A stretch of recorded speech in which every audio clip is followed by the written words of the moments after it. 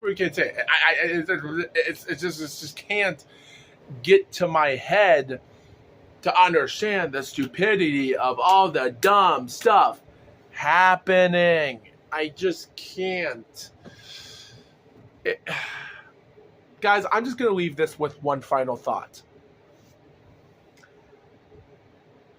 All alphabetical titles have their own problems.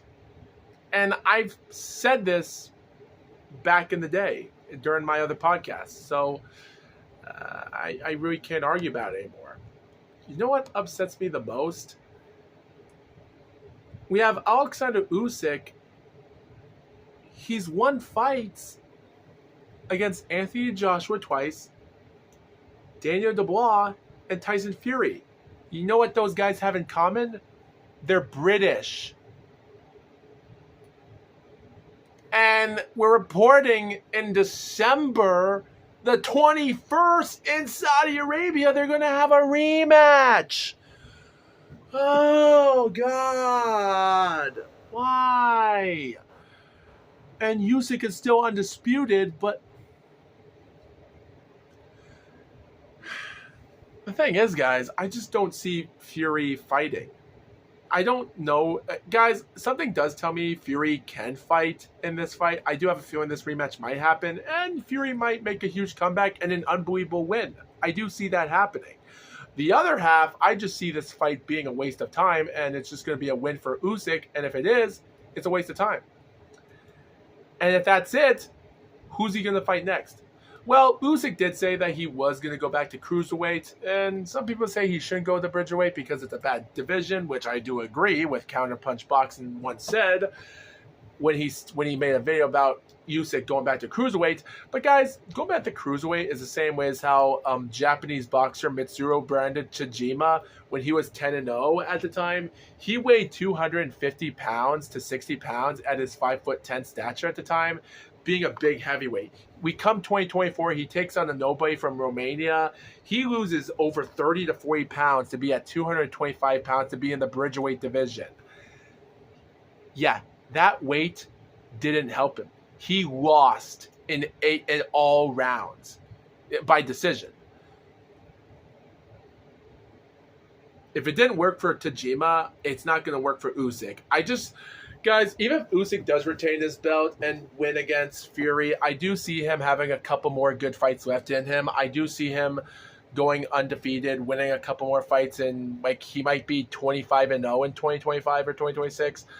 But even though he did say that he's trying to become a soccer player, he signed up for being a soccer player last year ago and such, people just want to put these fights on the line, and Usyk. If Usyk doesn't go back to cruiserweight and he decides after he defeats Fury, what's his next fight going to be? It might be Joshua and Dubois.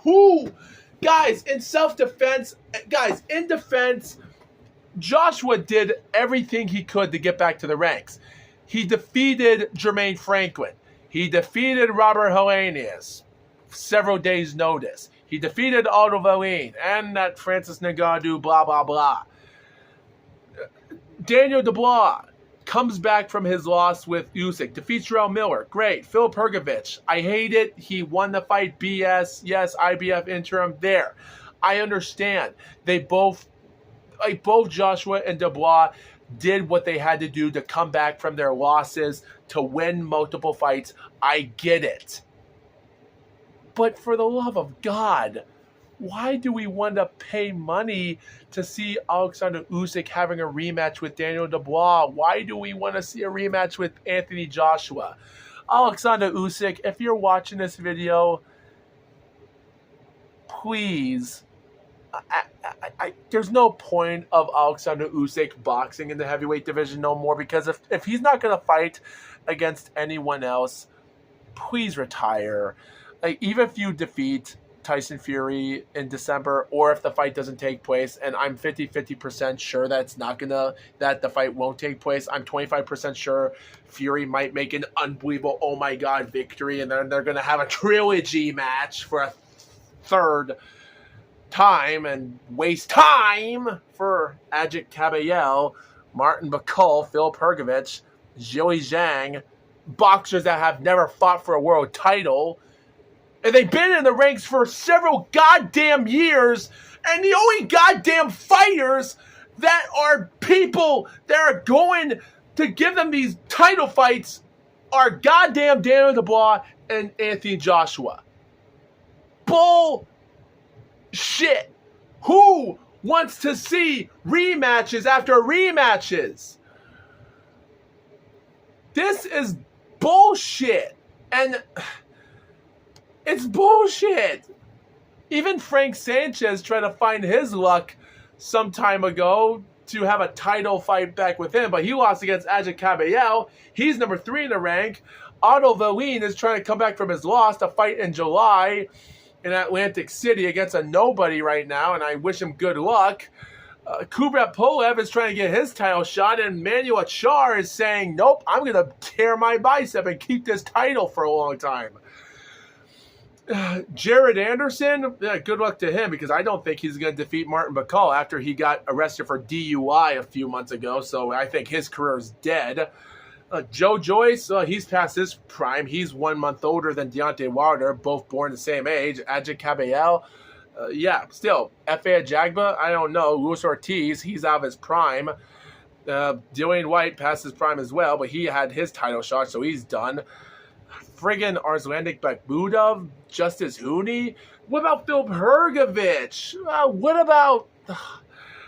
There's so many boxers in the heavyweight division that have never fought for a world title. Or even, these fighters are in the top ranks. They've been waiting for years for a title shot.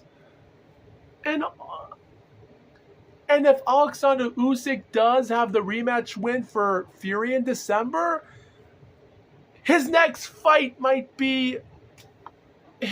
opponent might be Daniel Dubois or AJ.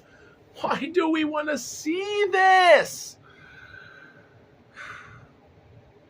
Oleksandr Usyk. Guys, I'm going to upload a bunch of videos on YouTube, and they're all going to be Usyk. Just retire, because I hate this.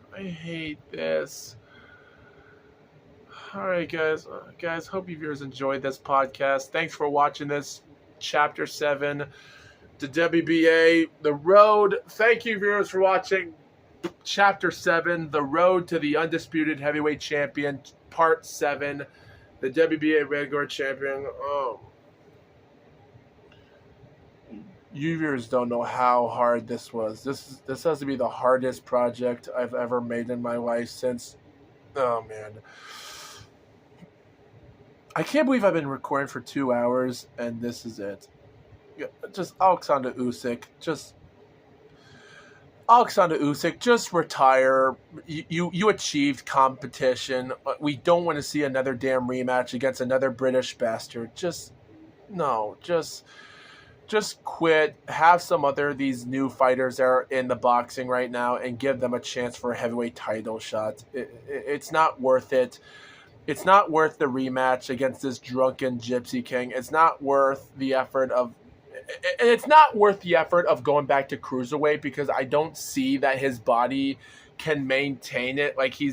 Even though Oleksandr Usyk weighed 223.5 pounds in his last fight, I just don't see him losing 20 or so pounds to be back at 200 pounds, even though he is going to turn 38 years old this year right now.